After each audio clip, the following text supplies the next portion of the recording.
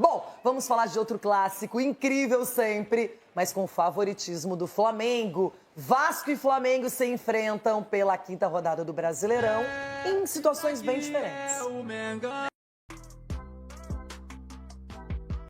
Clássico dos milhões no Maracanã. Depois de toda a polêmica envolvendo o local da partida, o duelo vai mesmo acontecer no templo do futebol, com o mando do Vasco. O retrospecto recente é extremamente favorável ao Flamengo. Nos últimos 20 confrontos, foram 15 vitórias rubro-negras, 3 empates e apenas 2 triunfos cruz-maltinos. O momento também joga a favor da equipe de Felipe Luiz. Ao golear o Juventude na última rodada por 6-0, assumiu a liderança do Campeonato Brasileiro. Tem os mesmos 10 pontos do Palmeiras, mas leva vantagem no saldo de gols. Apesar disso, o discurso é de pés no chão.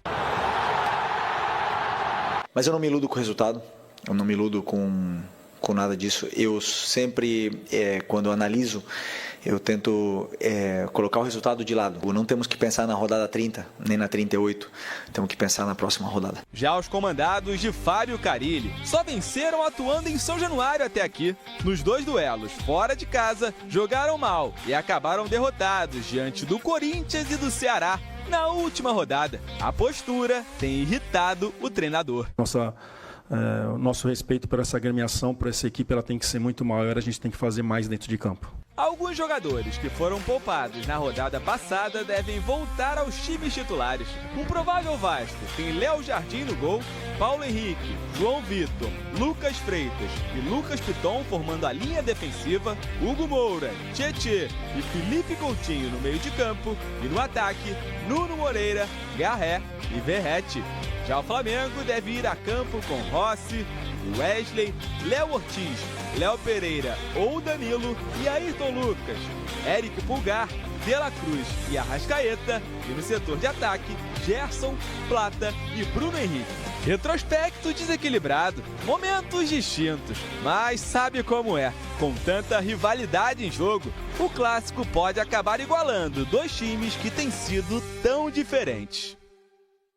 Muito bem! Estamos falando de um clássico que tem tradição, que tem história, mas que vê um Flamengo muito favorito a todas as competições, um time com um elenco diferenciado, com a confiança que poderia ter sido abalada com a derrota na Libertadores, mas aí ganha do Grêmio em Porto Alegre, massacra o Juventude em casa e agora tem o Vasco pela frente. Ronaldão, é difícil achar possibilidades para o Vasco vencer. Futebol surpreende. Futebol é realmente imprevisível, mas nesse caso...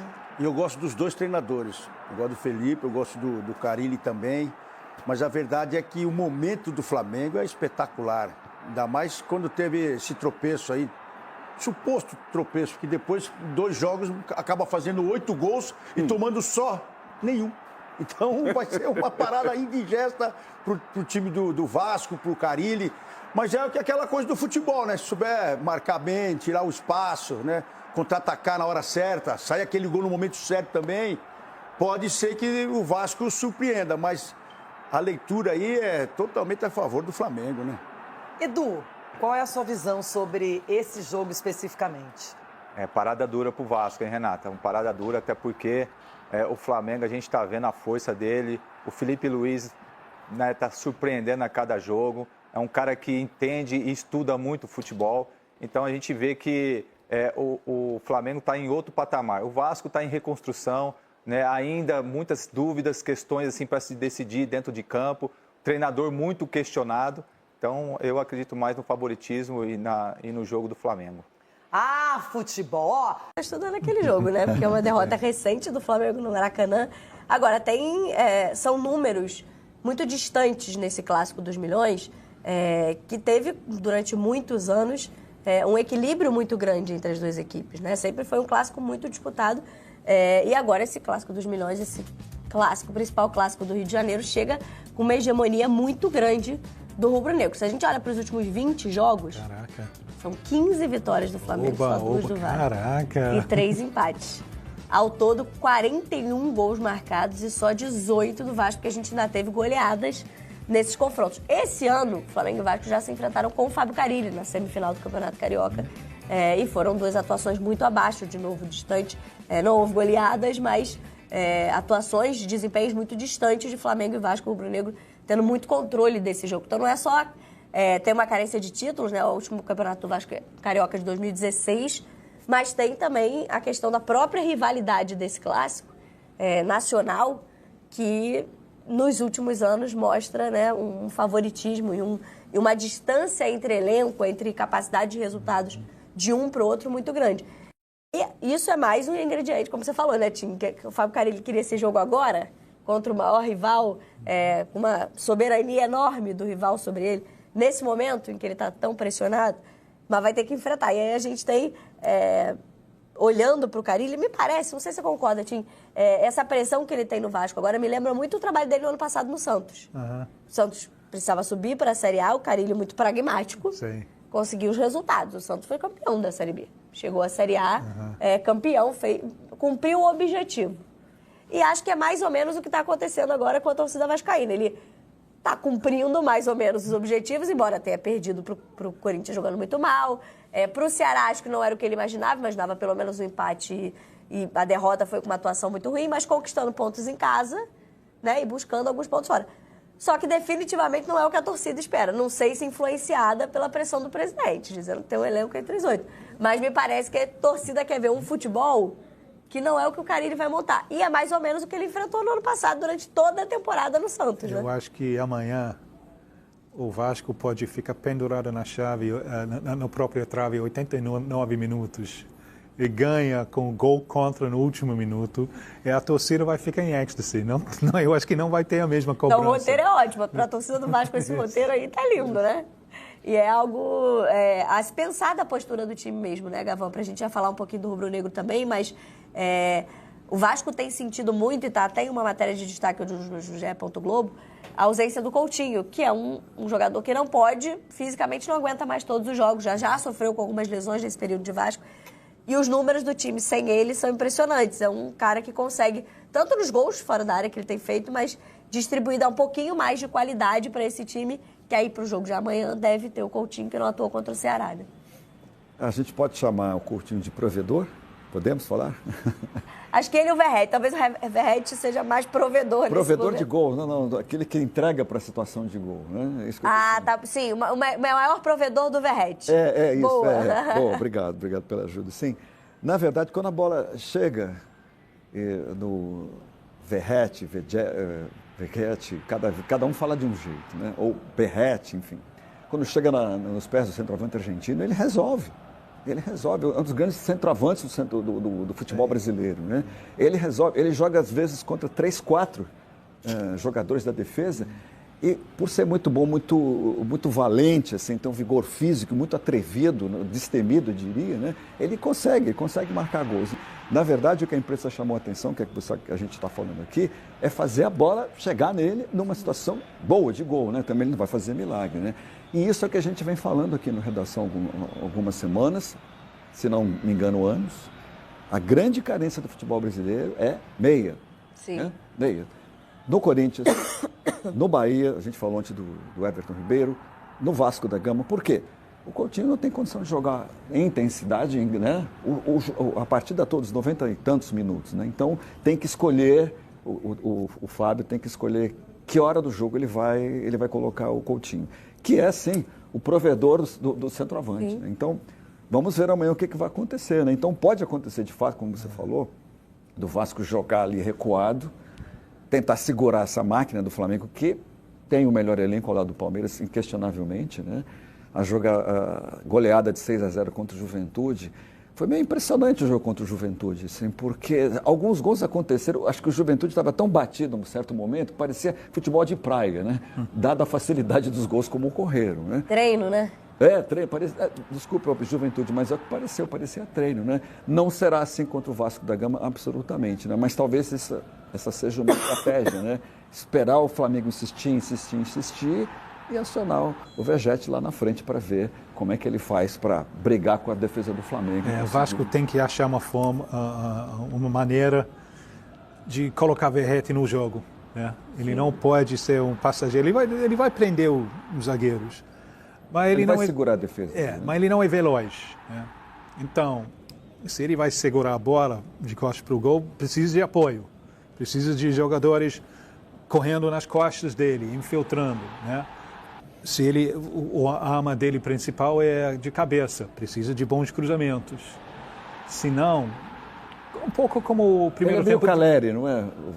Eu estava pensando, o William José ontem, né? Não foi a culpa dele, Bahia. O Bahia não conseguiu trazer ele para o jogo. Sim. Então, tirou ele, teve mais um jogador de elaboração e Bahia conseguiu sair um pouco do próprio campo, né? Então, o Vasco, cara, ele tem que achar uma forma de Verratti fazer uma marca no jogo. Ele precisa de apoio dos meio-campistas, cruzamentos. Senão, ele fica assistindo o jogo enquanto o Flamengo tá batendo.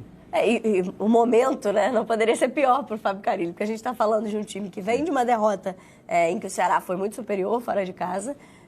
Tem a questão do tabu, né, dessa hegemonia do Flamengo nos últimos clássicos dos milhões, nos últimos 20 jogos, como a gente viu. E ainda tem o momento do adversário, né, porque ele ainda vai enfrentar um Flamengo que acabou de golear o Juventude no Maracanã por 6-0. A gente estava vendo os gols e um Felipe Luiz que mostrou um time que rapidamente reagiu, né, Gavan, ao resultado que o Tim falou do Central Córdoba. Então, tem uma mistura. Como ia reagir esse time tem depois do Central Córdoba? Tem uma mistura perigosa para o Vasco, né? Da euforia do jogo contra a Juventude, raiva do jogo contra Central Córdoba. Mistura. Os dois lados, né? Isso é um coquetel muito perigoso, né? Uma derrota totalmente inesperada para o Central Córdoba e, ao mesmo tempo, uma goleada impressionante que também não era esperada.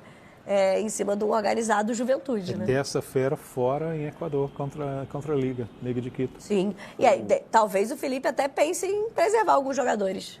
Provavelmente. A gente acabou de assistir, uns minutos atrás, a coletiva do Rogério Ceni, que fez uma excelente resenha do jogo, talvez a melhor, né, de todas. Pena que o coletivo foi muito melhor do que o jogo do time dele, né? Mas uma excelente resenha, reconhecendo a superioridade do Cruzeiro, né?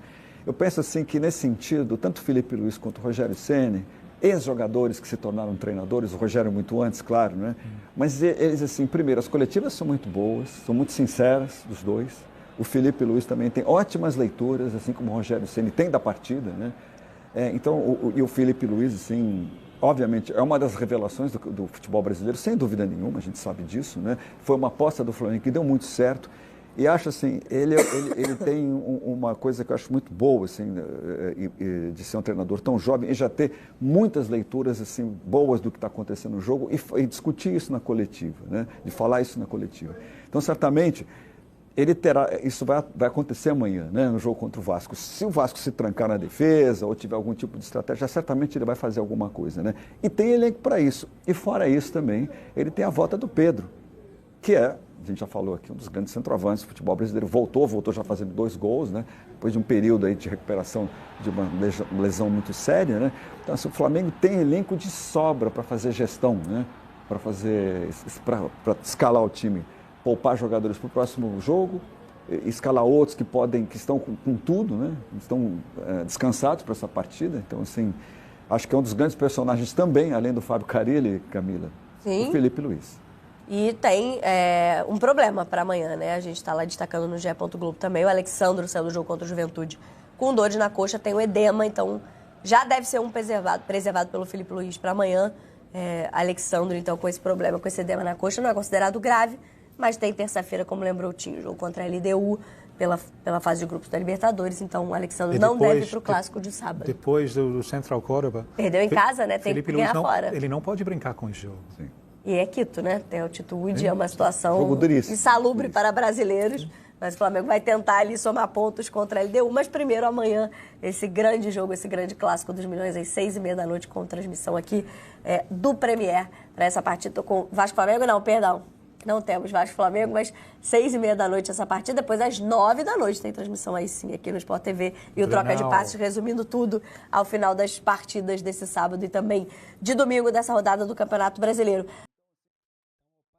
Bom, galera, eu quero agradecer a todos vocês por chegarem até aqui, tá? Então, pedir também para aquelas pessoas que ainda não estão inscritos no nosso canal, estou vendo que tem muitas pessoas que estão assistindo, né, o nosso vídeo e não estão inscritos no nosso canal. A gente não está cobrando nada, não pede nada para o torcedor, tá? A única coisa que a gente pede é colaboração com a inscrição e dar o seu like, tá? Então, sem mais volta, eu quero agradecer a todos vocês e a gente se vê no próximo vídeo. Muito obrigado por chegar até aqui e Deus abençoe todos vocês. Obrigado, tchau, a gente se vê no próximo vídeo.